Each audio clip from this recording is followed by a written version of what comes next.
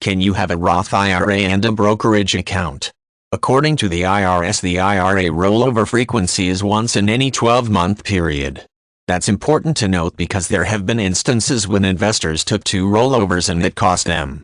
The laws pertaining to rollovers are a part of the IRS tax code. Rollovers are reported to the IRS. If you instigate this type of transaction, your custodian will ask if you want to send a portion of the fund to the IRS. If you don't believe that you will incur taxes, then you should be able to say no.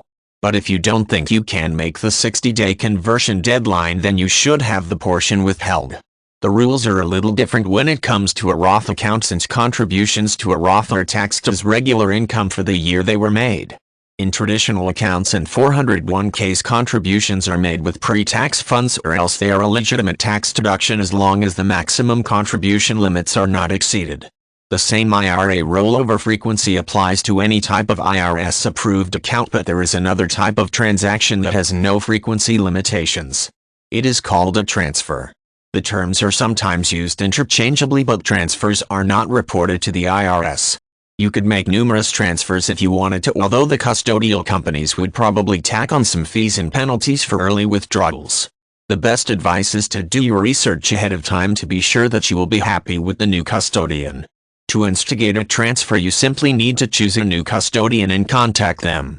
They will have some paperwork for you and they handle the rest. Now that you know about the IRA rollover frequency, let me give you a little advice about the kind of custodial company to choose. Self-directed custodians offer more investment options. For example, you might be familiar with real estate investing but have found that your custodial company does not offer the option. It's perfectly legal under the tax code, but most custodians set up mutual funds or only offer certificates of deposit. Because of that, many people are not even aware that they can choose to invest their fund in the real estate market. Those of us that know are making more money than those that don't. So while you are thinking about the IRA rollover frequency, think about making your money work for you.